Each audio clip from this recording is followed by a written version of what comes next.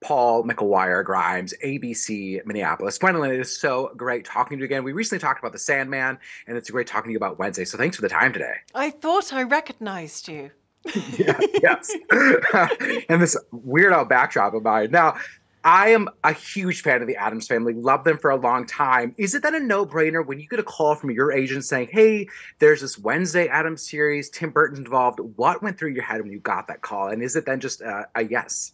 Um, it was astounding to me. I got a text saying Tim Burton wants to speak to you about his new series, The Addams Family. And I thought I was about to evaporate, just there and then evaporate into the ether. I felt like I'd hit some kind of pinnacle and my body couldn't cope. I would transform and diffuse. But I mean, the answer's yes, basically. Also because Tim said to me this was a new character and he wanted it to be completely collaborative and he wanted me to feel great. And I also really was interested in creating something with Tim, who I've wanted to work with for my entire life, where I transformed, because I know Tim is so good at doing that. I also knew instantly that this world of the Addams family he'd bring to the screen magnificently. And he is, you know, one of our few great auteurs who has such a distinct aesthetic, but has also achieved colossal mainstream success. And his work means so much to so many people. So yes, the answer was yes. I love it because I mean he is such a visionary. I just think about how moved I am by Edward Scissorhands and Beetlejuice, and his Batman movies are so good. Now these Charles Addams characters have literally been around for decades, going back to like 1938. Why do you think that these characters, this world, has really stood the test of time? I think they endure because there's a real truth to them, and I think that often people watching, when I go back to the black and white TV series of the Addams Family, and I really loved the films as well, that there is a resonant truth about those characters that makes that family feel more real and more human, and you connect to more strongly than something that's more cookie cutter and described as average, whatever that is. There always seemed to be more truth to me in that series. And it also felt like a world where I could live and where I could be embraced for being and feeling different. Oh, I love you. That makes a lot of sense. I mean, I hadn't thought about it that way, but it makes sense of why I would like be so drawn to it at such a young age. And it's so great that you have Christina Ricci in this series as well, because I mean, those movies are so perfect. Now, just going back to Tim, describe then collaborating on set, walking onto a Tim Burton set, because there's such a distinct feeling and vibe there. Then, and the marriage between these two is so perfect. Well, I was shaking in my boots about it, but Tim was just so kind and appreciative and supportive and hugely collaborative, which I just thought, surely Tim Burton is not interested in what I have to say or my ideas, but he really liked them. And for me, you know, I love to transform.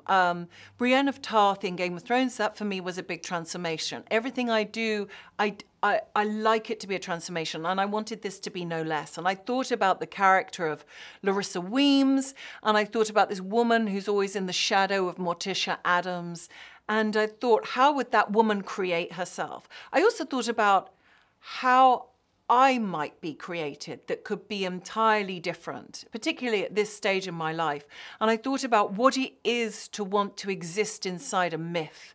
And from reading the script, there seemed to be some sort of parallels to Hitchcock movies. And I think about the iconic nature of Tim's work and his love of German Impressionism. And I thought about Screen Sirens. I also thought about something I would never be cast as.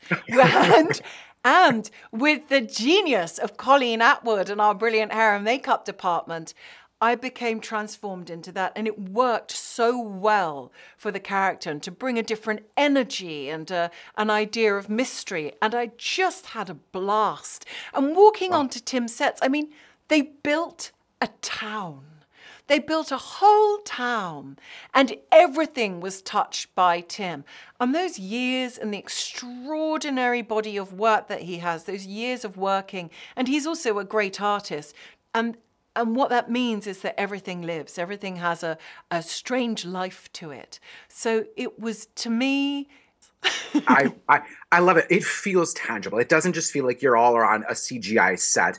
Oh my God, I got the rap. I wish I keep talking to you. I don't know how this ends, so I'm hoping that there is a season 2. We were only given 2 episodes, and I hope we see more Sandman too. So get that into the universe. So it was great talking to you today. So thank you so much. I appreciate it. Thank you. Paul McGuire Grimes, ABC, Minneapolis, Hunter, Emma, Percy, Joy. It's so great talking to all 4 of you today. I'm really enjoying this show so far. So congratulations. Thank you. Thanks, Paul. No, it's a lot of fun. Now, Emma, I want to start with you. Is it a no-brainer when you get a call saying, hey, there's this Wednesday Addams show from Tim Burton? Do you just say yes? What was the audition process like, and what happened when you got that call? For me, it took 4 months. And for the most part, it was just radio silence. I would audition, and then I would hear nothing for 2 months, and then they'd be like, hey, you made it to the final round, you're going to have a chemistry read. And then I did that, and then it was radio silence again for another month. But when I got the call that I got it, my manager called me, and I just started screaming. I was very excited. Yes, I love it. Joy, what about you? How did you react when you heard about the show, and then when you got the call that you were cast? Well, I honestly was just so happy to get the audition, and I was doing the audition to do the audition well. And so when I heard that I was moving forward, I was so surprised. And then when I heard I got it, I just screamed on the phone with my reps for 20 or 30 minutes. Nice. I love it. Screaming with the reps. I mean, of course you have to. Now, Hunter, describe working with Tim Burton, because he is such a visionary. I mean, I grew up with Edward Scissorhands and Beetlejuice and the Batman movies. It must be a dream. It was such a dream. We all had this image in our head of what we thought he was going to be like, and then you talk to him, you get on set, and he's so nice, he's so down to earth, he's collaborative. It was like a dream come true. I remember I had to pinch myself the first time I did a scene with the hand coming to my house, and I was like, oh my God, I'm doing a scene with Thing from the Addams Family. Tim Burton's directing me. This is all too much. Oh my God! Can you say is it someone's hand that's then CGI'd outside of that, or is it an animatronic? It's real hand, and Yeah. he had a full suit It's on. a very big man in a suit. Yeah. Just the hand. With the hand. The best part It's like was a glove almost. when it was cold, he had the warming bag for the hand. Percy, how did you respond to collaborating with Tim? What was that process like for you? Well, I feel what you were saying about what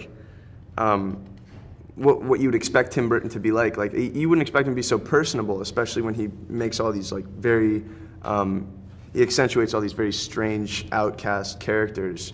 But then I got to Romania, and he just called me up on the phone, and he was just this very chatty guy, and he's very hilarious, and he's great to work with, and he's always open to questions and notes, and he's the best. Yeah. I love knowing, even though he's this visionary, he still is collaborative in the process of letting you come to the characters that you want. Now, Emma, Charles Addams characters have been around literally since the 1930s. Why do you think that they have had this staying power in society, whether it's a musical, an old black and white TV show, the movies? What makes them last for so long? Because they're so weird, but they're fun. I mean, everybody kind of wants to be them in a weird way, and I think that people can relate to them in some strange way, so I think that's why they've kind of stayed alive this long. Yeah. Right. I think we all kind of see ourselves a little bit in these Addams. If you ever felt like an outcast or someone that maybe isn't, whatever. Joy, what was the most rewarding aspect for you about working on this, and what would you hope out of a season 2? I don't know how the show ends. That was no sort of spoiler. I'm just curious. Personally, I experienced a lot of self-growth, both as an actor and also as an athlete. There was so much training that I had to do across so many different genres of sports that I didn't used to really be interested in before, and that's something that I've really taken to now. But then also as an actor, it was really wild that the first time, I'm working with Tim Burton, and that's the first time that I've never been nervous on set. And so, it was just a really, huge, growth spurt for me. And for season 2, I hope to just really, dig deep into Bianca and really, get into the grittiness of her and, all her sensitivity and really explore that. Oh my God, I love that. Oh, I got the rap. Thank you for the time today. This is great, and I hope people love Wednesday as much as I'm having fun with it. This is great. Thank you, Paul. Thank you so much. Bye-bye. Thank you. Yeah, take care.